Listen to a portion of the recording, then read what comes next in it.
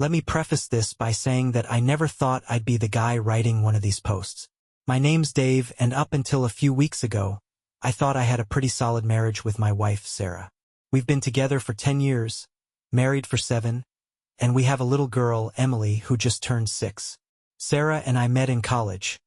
She was the life of every party, always quick with a joke and the center of attention. I was more of the quiet, studious type, but something about her drew me in. We fell in love fast, got married right after graduation, and started building a life together. Things were good, or so I thought.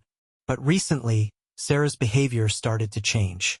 She was always on her phone, laughing at messages she wouldn't share, going out with friends, and coming back late. She'd snap at me over the smallest things, then brush it off like it was no big deal. I chalked it up to stress. Sarah has always been fiery, but lately, it was like she couldn't stand being in the same room with me. The worst part? She stopped being affectionate. Not just sexually, but in every way. No more kisses goodbye, no more casual touches, no more I love yous unless I said it first. Something felt off, but I convinced myself I was overthinking. After all, we had a kid, a mortgage, and years of memories. Why would she throw it all away? I tried to ignore the knot in my stomach, but the nagging feeling wouldn't go away. Little did I know that was just the beginning. It all started with a phone call. Sarah was in the shower, and her phone, which was sitting on the kitchen counter, started buzzing. Normally, I wouldn't even think about looking at her phone. It wasn't something we ever felt the need to police in our relationship, but the name flashing on the screen caught my attention. Josh? Work? I didn't know a Josh from her work. Curiosity got the better of me, and I glanced at the message preview. It said, "Last night was amazing. Can't wait to see you again." My heart stopped. I stood there frozen, the steam from her shower creeping into the hallway like the fog in my brain. I rationalized. Maybe it was a misunderstanding. Maybe Josh was part of a group dinner or work event I didn't know about. But amazing? Can't wait to see you again? That didn't sound professional. When Sarah got out of the shower, she was cheerful, almost overly so, humming as she dried her hair. I casually asked her how her night had been the day before. When she said she'd had dinner with her friend Lisa, she looked me in the eyes, smiled, and said, "It was fine. Pretty uneventful, honestly." That was the first lie I caught her in. But I let it go. I didn't bring up the text or her overly chipper mood. Instead, I told myself I needed more proof before jumping to conclusions. It felt like I was watching my life through someone else's eyes. A man who didn't want to admit what he was starting to see. I couldn't shake the feeling that something was seriously wrong. Over the next week, I started paying closer attention. Sarah was more attached to her phone than ever, taking it everywhere, even to the bathroom. She'd glance at it and smirk when she thought I wasn't looking. At night, she started sleeping with it under her pillow. One night, she fell asleep on the couch after a few glasses of wine, and for the first time, I went through her phone. My hands were shaking so badly I could barely type in the passcode. Our anniversary date. Once I was in, it didn't take long to find what I was looking for. Josh wasn't just from work. He wasn't even listed as a coworker in her contacts. Their text thread was filled with messages that made me sick to my stomach. "I wish I could be in your arms right now. You make me feel alive in ways Dave never could. Are we still on for Thursday? I'll book the hotel." Hotel. I felt like I was going to throw up right there on the living room floor. I scrolled up, each message another stab to the chest. They'd been meeting up for months. He called her babe and sweetheart. She sent him pictures, some flirty selfies, others far more revealing. But the worst part? There was a video. She'd sent him a clip of herself in a hotel room, giggling as she twirled around in lingerie I'd never seen before. The caption read, "Just for you, baby." I sat there in shock, the phone heavy in my hands. My wife, the woman I'd trusted with my heart, my life, was having a full-blown affair, and she was lying to my face every single day. The next morning, I woke up early, still reeling from what I'd seen. I couldn't sleep, couldn't think straight. I knew I had to confront her, but I also knew Sarah. She was sharp, quick on her feet, and an expert at talking her way out of things. I had to approach this carefully. When she came into the kitchen, she acted like nothing was wrong. She poured herself a cup of coffee, kissed Emily on the head, and sat down across from me with that same fake cheerfulness I'd started to notice more and more. "Morning," she said, sipping her coffee. "What's on the agenda today?" I couldn't hold it in any longer. "Who's Josh?" Her face fell for a split second before she quickly recovered, setting down her mug with an exaggerated laugh. "Josh? Oh, he's just a guy from work." "Why?" "Really?" I said, trying to keep my voice steady. "Because last night, when you were asleep, I saw the texts. You're not exactly talking about spreadsheets and quarterly reports, are you?" The blood drained from her face. For the first time in weeks, she looked genuinely rattled. "You went through my phone?" she snapped, her voice rising. "What the hell, Dave? That's such an invasion of privacy." "Oh, so that's what you're upset about?" I shot back. "Not the fact that you're sneaking around behind my back with some guy you're meeting in hotel rooms?" She stood up, defensive and angry. "It's not what you think," she yelled. "Josh is just a friend. We've been talking, yes, but it's not serious. You're blowing this way out of proportion." I couldn't believe what I was hearing. "Not serious? You sent him pictures, Sarah. You told him you loved him. You planned hotel meetups. How is that not serious?" Her voice turned cold, her arms crossed. "Fine," she said. "Yes, I've been talking to Josh, but it's because you're so checked out, Dave. You never pay attention to me anymore. You don't make me feel special. What was I supposed to do?" Ist daher stunt? "So this is my fault now?" I asked, my voice breaking. "You cheat. And it's because I wasn't good enough?" She didn't answer. She just stood there, staring at me, her face hard and unyielding. In that moment, I realized she wasn't sorry. Not for what she'd done. Not for the lies. She was sorry she got caught. I didn't know what to do after that. Sarah stormed off, muttering something about how she couldn't deal with this right now. I let her go, not trusting myself to speak without completely losing it. My hands were shaking, my chest felt tight, and my mind raced with 100 different thoughts. Was she right? Had I been a bad husband? Did I push her into this? But then I thought about all the times I'd tried. The nights I cooked dinner because she said she was too tired, the countless little surprises to make her smile, the hours I spent with Emily so she could have time to herself. No, this wasn't on me. This was her choice. The rest of the day was a blur.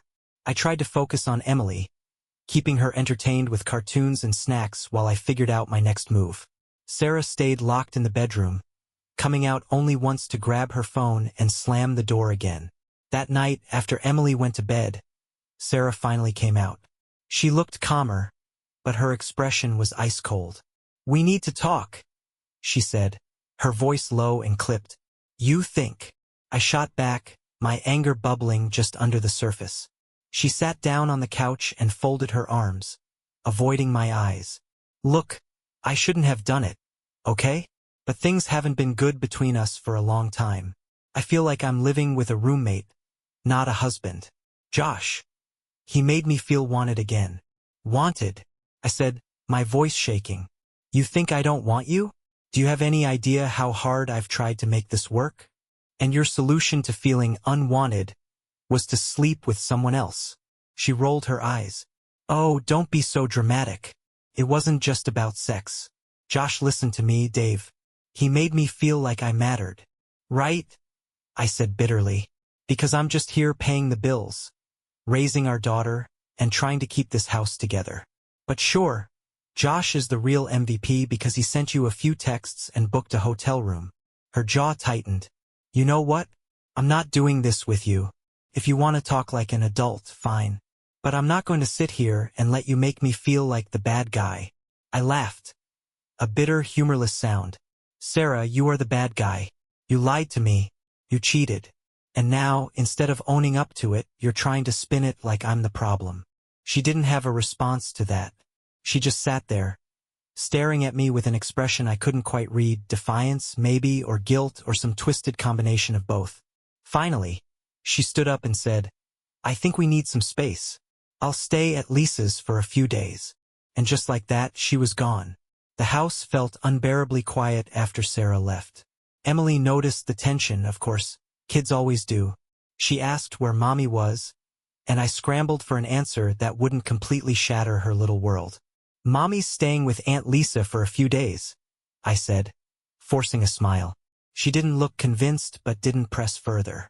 I spent the next few nights in a fog. Every time I closed my eyes, I pictured Sarah with Josh, laughing, touching, whispering things she used to say to me.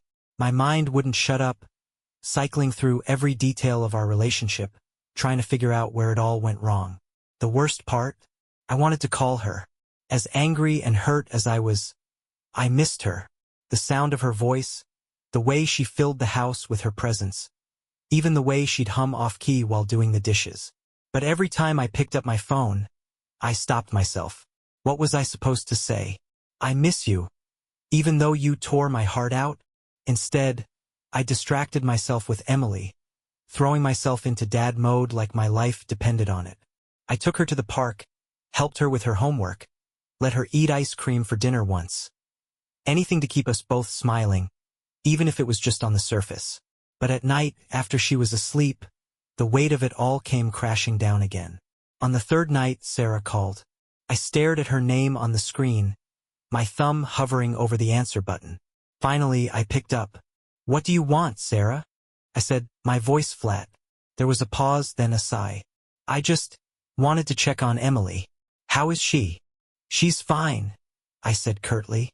"She misses her mom, though. Maybe you should have thought about that before walking out."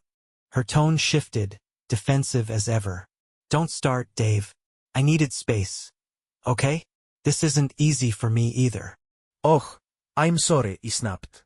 "Is your little affair causing you emotional distress? Must be tough juggling two lives." "You don't understand," she said, her voice trembling. "You've never understood." "Then make me understand, Sarah. Tell me why. Tell me how you could look me in the eyes, lie to my face, and still go running to him." She didn't respond right away.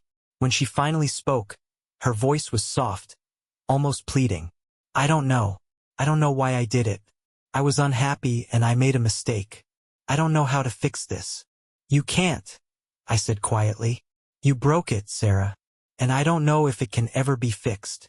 There was silence on the line, the kind that stretches out and fills the room with unbearable weight.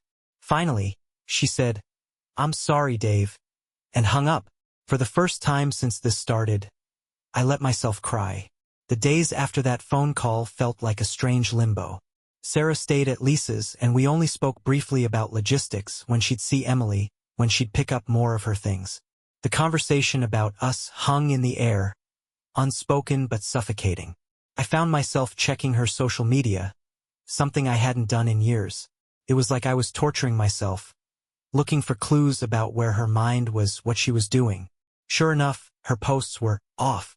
Pictures of her out with friends, wine glasses in hand, captions like, "Living my best life," and, "Sometimes you just need to let loose." There was no sign of regret, no acknowledgement of what she'd done.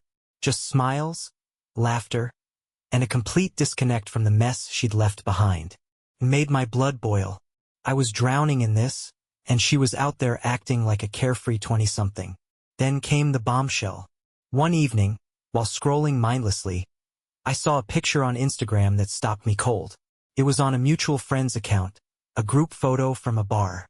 And there, standing right next to Sarah, with his arm casually draped around her waist, was a man I instantly knew was Josh.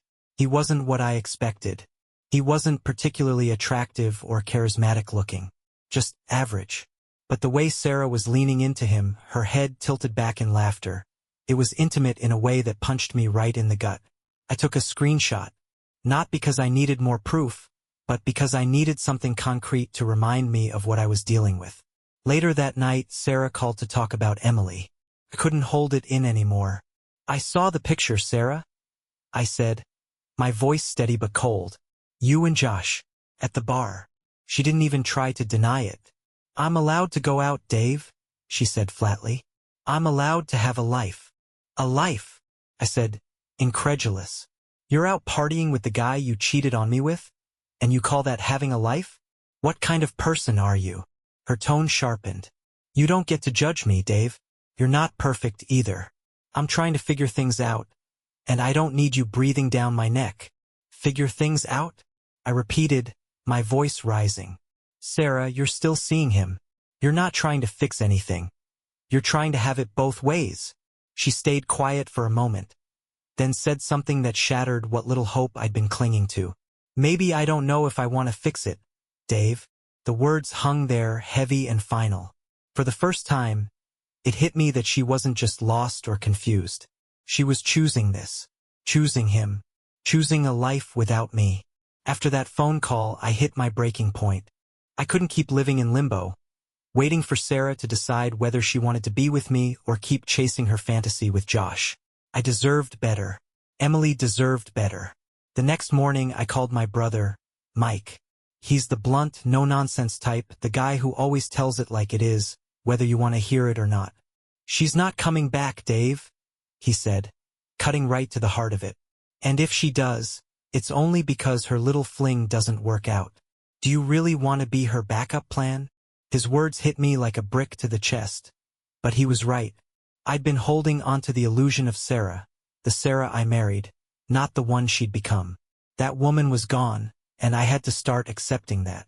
I spent the rest of the day making phone calls, to a lawyer, to a therapist, and even to my boss, letting him know I'd need some time off to get my life in order.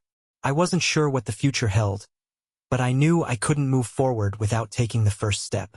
When Sarah came by that evening to see Emily, I told her we needed to talk. After Emily went to bed, we sat at the kitchen table, our first real conversation since the affair came to light. I've called a lawyer, I started, watching her face carefully. I think it's best if we start discussing a separation. Her reaction surprised me. Instead of anger or defensiveness, she just looked tired. I guess I deserve that, she said quietly, avoiding my eyes. But what about Emily?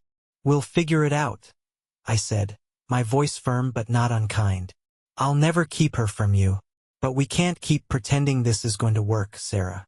You've made your choice. For a moment, I thought she might fight me on it, argue or beg or try to guilt me into staying. But she didn't. Instead, she just nodded, like she'd been expecting this all along. I'm sorry, Dave, she said. And for the first time, it sounded genuine. I never wanted to hurt you. I don't know how I got here. I didn't respond. What was there to say? Her apology didn't undo the months of lies, the betrayal, the destruction of the life we'd built together. It didn't erase the pain. And in that moment, I realized it didn't matter. I wasn't doing this for her. I was doing it for me and for Emily. The first few days after deciding to separate were some of the hardest of my life. Sarah officially moved into Lisa's house, taking only what she needed for the time being. The emptiness of the house felt like a physical weight pressing down on me, especially when Emily would ask, "When is Mommy coming home?" I didn't know how to explain it to her yet. I kept it simple. Mommy and Daddy need some time apart to figure things out. It wasn't a lie, but it wasn't the full truth either. How do you tell a 6-year-old that her parents' marriage is broken beyond repair? I threw myself into being there for Emily. We started new routines, movie nights, baking cookies, bedtime stories where I'd let her pick 5 books instead of 1. It was exhausting, but it was also grounding. She was my anchor in the storm, even if she didn't realize it. Sarah, to her credit, stayed consistent about seeing Emily. She picked her up after school a few times a week, and we alternated weekends. But every interaction with Sarah was like walking on a tightrope. We'd exchange polite small talk, careful not to let things spiral into another argument. One night, after dropping Emily off, Sarah lingered at the door. "How are you holding up?" she asked, her voice softer than I'd heard it in weeks. "Honestly, I'm surviving," I said. "How about you?" She hesitated, then shrugged. "It's weird. Lisa's been great, but it doesn't feel like home, you know?" I nodded, not sure how to respond. Part of me wanted to comfort her, to tell her it would get easier. But another part of me, the part still raw and bleeding, wanted to scream, "You did this. This is your fault." Instead, I said, "Well, I hope you're figuring out what you need." Her expression shifted, something flickering in her eyes that I couldn't quite place. "I don't know if I made the right choice, Dave," she said quietly. "About any of this." The words hung in the air, heavy and unresolved. But I didn't take the bait. I wasn't ready to unpack whatever she meant, and frankly, I didn't trust her enough to even try. "Good night, Sarah," I said, stepping back and closing the door before she could say anything else. As I locked the door behind her, I realized something. For the first time in weeks, I didn't feel desperate for her to come back. I still hurt, still grieved what we'd lost, but I was starting to see a future where I could stand on my own, where Emily and I could be okay without her. Adjusting to life as a single dad was a challenge, but it also gave me a sense of purpose.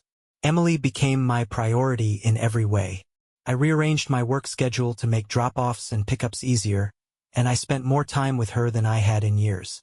She seemed to thrive on the extra attention, and for that I was grateful.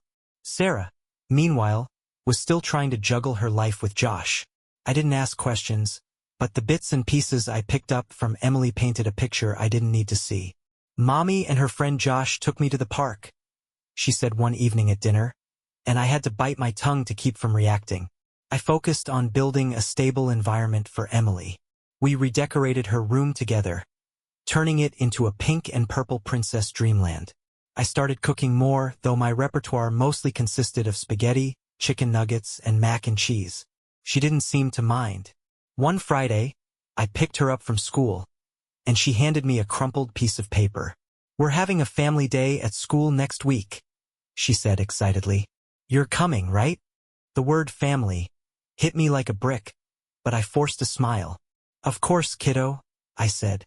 "Wouldn't miss it for the world." When I got home, I realized the paper had a section to list both parents' names. My stomach turned as I stared at it, unsure of what to do. Eventually, I wrote David and Sarah in the blank, knowing that despite everything, she was still Emily's mother. Family day came, and to my surprise, Sarah showed up. She looked nervous, hovering near the door before finally coming over to sit next to us. For Emily's sake, we kept things cordial, smiling for pictures and helping her with crafts. For a brief moment, it almost felt normal, like we were a team again. But when the event ended, Sarah turned to me in the parking lot. "Thanks for letting me come," she said. "It was nice to feel included." "You're her mom," I said simply. "You'll always be a part of her life." She nodded, her eyes softening. "And yours?" I froze, caught off guard by the question. "I don't know, Sarah," I said after a long pause. "I don't know if there's anything left of us to save." Her face fell, but she didn't argue. "I guess I'll see you next weekend," she said quietly before walking away. As I watched her go, I realized that the part of me that used to ache for her return was shrinking. I wasn't over her, not yet, but I was learning how to be okay without her. And for the first time in weeks, that felt like enough. After family day, Sarah started reaching out more frequently, not just to check on Emily, but to talk. At first, it was casual. How was work? How was Emily adjusting? Had I seen the latest episode of a show we used to watch together? I kept my responses polite but distant. I couldn't afford to let myself hope for reconciliation, not after everything she'd done. One evening, she called out of the blue. "Hey, do you have a minute?" she asked, her tone uncharacteristically hesitant. "What's up?" I said, keeping my voice neutral. "I've been doing a lot of thinking," she said, "about us, about everything. And I wanted to say I'm sorry again. I know I've said it before, but I mean it. I messed up, Dave. I don't know how to fix it, but I want to try." I gripped the phone tighter, unsure how to respond. Part of me wanted to scream at her, to list every way she'd betrayed me and shattered our life together. Another part wanted to collapse into her arms and pretend none of this had ever happened. But the part of me that had been growing stronger, the part that had been learning how to stand on its own, spoke first. "I appreciate that, Sarah," I said carefully. "But words aren't enough anymore. You've said you're sorry, but you're still with him, aren't you?" There was a long pause. "Yes," she admitted, her voice barely above a whisper. "But it's complicated." "It's not complicated," I said firmly. "You made a choice. And as long as he's in the picture, I can't take anything you say seriously. You don't get to keep me as a backup plan while you figure out what you want. That's not what I'm doing, she protested. But I cut her off. Then end it with him, I said, my voice hardening. If you're serious about fixing this, prove it. Until then, don't call me unless it's about Emily. She started to argue but stopped herself. Okay, she said finally. I'll think about what you've said. Good night, Sarah, I said, ending the call before she could say anything else. I sat there for a long time, staring at the phone in my hand. Felt like a turning point, a line in the sand. I wasn't waiting for her anymore. If she wanted to come back, she'd have to meet me where I was, not the other way around. And if she didn't, then I'd keep moving forward one step at a time. Sarah didn't call for a week after that conversation. I threw myself into work and parenting, finding solace in the routines I was building with Emily. Each day, the sting of her betrayal felt a little less sharp, replaced by a quiet determination to rebuild my life. Then, one evening, Sarah showed up at the house unannounced. I wasn't expecting her, but the moment I saw her standing on the porch, I knew something was different. She looked pale, her eyes rimmed with red like she'd been crying for hours. "Can we talk?" she asked, her voice shaky. I hesitated, then nodded, stepping aside to let her in. Emily was at a friend's house for a sleepover, so it was just the two of us. Sarah sat on the couch, twisting her hands in her lap as if searching for the right words. "I ended it with Josh," she said finally, her voice barely above a whisper. I sat across from her, my face unreadable. "Why now?" "Because you were right," she said, meeting my eyes for the first time. I was trying to have it both ways. I wanted the excitement he gave me, but I didn't want to let go of you and Emily. It wasn't fair. To any of us. Her admission felt like a punch to the gut. For so long, I'd wanted her to say those words, to take responsibility for what she'd done. But now that she had, it didn't feel like the victory I thought it would.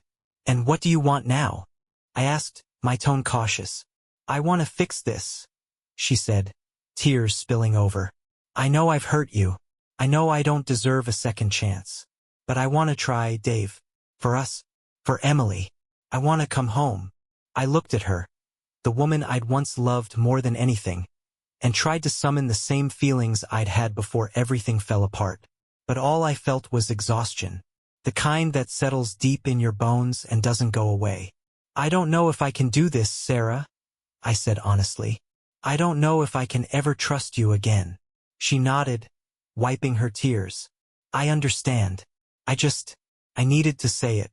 To let you know that I'm willing to do whatever it takes." We sat there in silence for a long time. Finally, I stood up. "I need time," I said. "I need to figure out what's best for me and Emily. And you need to figure out how to fix yourself before you can fix anything else." She nodded again, standing up to leave. "Take all the time you need," she said softly.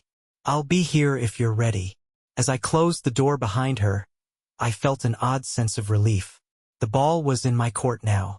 I didn't have to chase her, didn't have to beg for answers or apologies. It was up to me to decide what came next. In the weeks that followed, I spent a lot of time thinking about Sarah's words. Part of me wanted to believe her, that she was truly sorry, that she wanted to fix what she'd broken. But another part, the part that had been burned by her lies and betrayal, was more skeptical. I threw myself into therapy, both alone and with Emily. It was a game changer.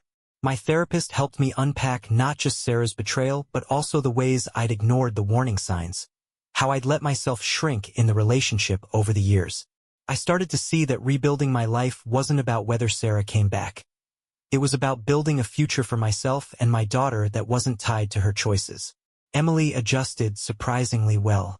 Kids are resilient like that. We kept up our routines, our inside jokes, our new traditions.